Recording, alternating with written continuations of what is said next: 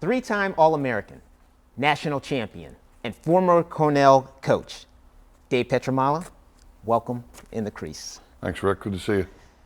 Okay, Cornell, what was it like for your first job, and how do you feel like that kind of helps you? Oh, gosh. It was a great experience. Cornell was a great place. Took a chance on a young and raw and energetic coach. Obviously, my first head coaching position.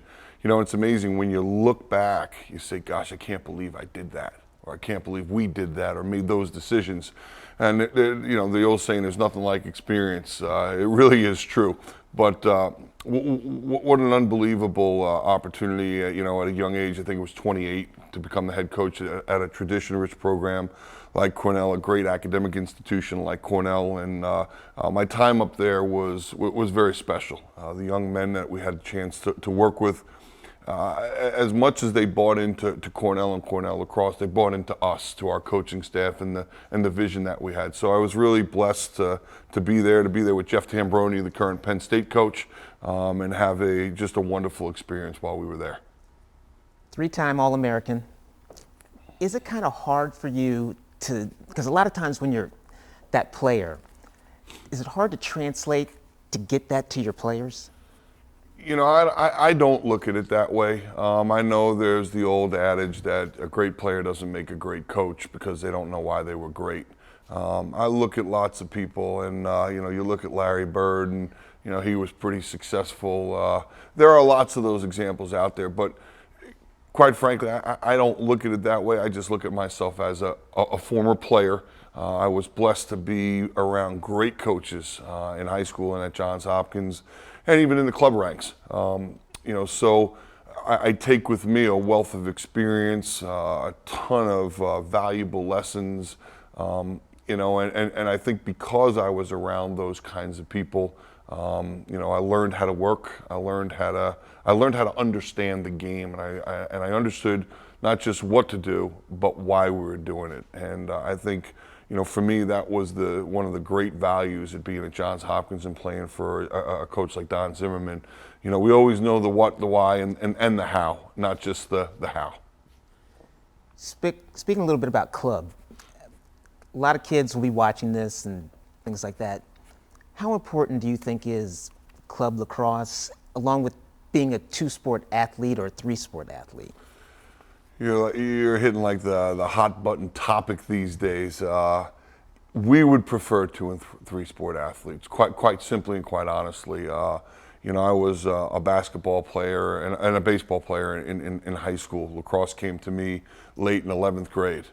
So I was a beneficiary of those other sports. They helped me with lacrosse. For us, we're looking for young guys that have different experiences. There's a lot to be said for going through two-a-days in football. There's a lot to be said for, the skill and the footwork that's necessary to play soccer. The similarities between lacrosse and basketball, hockey, the hand-eye coordination, wrestling, the technique and toughness. There's so many valuable, attributes that translate, but in all honesty, what we want is young men, quite frankly, that haven't been playing just lacrosse their whole life. We want someone whose ceiling isn't here, but is here because they play football or soccer in the fall. They play basketball or wrestle or they swim in the winter. We want young men that have a greater ceiling, and that ceiling's greater because they haven't put all their time, energy, and effort into just one sport. We become so specialized, and it's really not a word that I think's a great word when it comes to us looking at recruits. We're looking for guys that are doing more than one thing. Speaking of recruiting, it's getting younger and younger. What are your thoughts on how the recruiting is now going? I've been extremely outspoken with my displeasure for it, but I've also been, very forthright, in our guilt. And we are a guilty participant of it. I think Coach LaMonica, when you interviewed her, mentioned it's a necessary evil. Sadly enough, many of us, I think, feel it is. And quite frankly, We're at a point right now where we're starting to go the other way. We're starting to get frustrated with decommitments. We're starting to get frustrated with maybe making some mistakes. We're starting to get frustrated with not getting to know the young men like we used to. The window of opportunity to get to know a young man and his family was much greater years ago, and you could get to know them over a 2 or 3 year process. And coaches, we're information machines. We want to know, we want more and more information, and yet we're taking young people with less and less information. So I'd love to see the legislation that's been put in front of the NCAA. I'd love to see it passed, stating that we couldn't have any contact whatsoever with anybody until September 1 of their junior year. You could evaluate, which I don't think there's anything wrong with doing that, but the fact of the matter is, you know, when they're 13, 14, and 15, they're in such formidable years.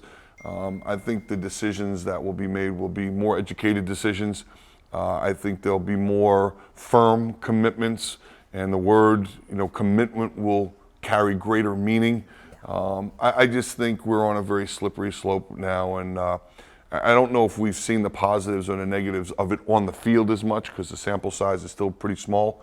But in terms of the actual recruitment of the right players for your program, the more information we have, the better for them, the better for us, the better for their families. Okay, just a couple more things. I'll get you out of the crease. Shot clock. What do you think about? I mean, it seems like it's working for the women. What do you think about shot clock for the guys? Shot clock is a good question, and I'm a guy that's probably come 360 degrees. I was not in favor of the shot clock. I was not in favor of a lot of things, and as you have different experiences and different teams, obviously your opinions change. I would be very much in favor of a shot clock for really one very simple reason. I think we've made the job of officials extraordinarily difficult. Not only do these guys have a challenging job of judgment calls, but now they're going to be, you know, clock keepers. You know, now they've got to determine what's a stall, what's not, who's playing offense, who's not, who's taking a legitimate shot or a possession shot. I think instead of making their job instead of making that job easier, I think we've made it 10 times more difficult for them. So I think a shot clock would speed up the game a little bit. I think put some more fans in seats, but I also think it would make the job of officials a lot easier and a lot better. Okay, just a couple players, couple thoughts that you have on them. They can be quick. Guy named Kyle Harrison. What comes to mind? Greatness is a word that comes to mind. You know, Kyle is a pretty special young man. I had a chance to recruit him, get to know the family very well. I'm still very, very close with him, stay in touch with him, and I'm very proud of the man he's become. You know, Kyle's a young guy that I think carried with him a greater responsibility than most. As a young African American at one of the old blue blood programs, you know, Kyle came in and I thought he took his responsibility in that arena very seriously and has opened doors for young men and women, you know, across the country. So he was a special one. Paul Rabel. Wow, another one of the greats. I think you're talking about Paul and Kyle, two of the all-time greats at Johns Hopkins. When I think about Paul, you know, the first word for me comes to mind, it's work. You know, there are some people that are just gifted. They're blessed with size, athleticism, you know, IQ for a sport. Paul has worked for everything he's got. You know, he's one of those guys that you look at and you say, you know what, God, you look at him and say, oh, he's just so big. It's easy for him. Paul has worked for everything he's gotten. He's taken the game to kind of a new level, a different approach, and I'm extraordinarily impressed with his dedication and his work ethic. And you know, while he and Kyle are very different players, you know, their attention to detail, their passion for the sport, and their work ethic are both very similar.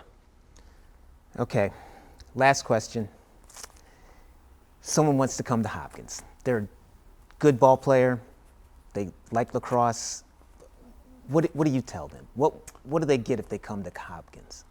What you hope is you tell a family that, you know, our goal is to help a young person become the best version of themselves they can be. The hope is that they're going to become a complete individual. And you know, you simply put, what do they get when they come to Hopkins? They become the best person, the best student, and the best player they can be. Ultimately, that's our goal. Yeah, we all want to win. We want to win Big Ten championships. We want to compete and win national championships. But at the end of the day, our job as teachers, our job as coaches and mentors is to help each young man that comes through our program to become the best version of himself that he can be, so that when he does leave Johns Hopkins, he's prepared for the challenges that he's going to face later on in life. It's a wonderful place and truly a special experience. Coach, thanks for coming in to Crease. Thanks for having me.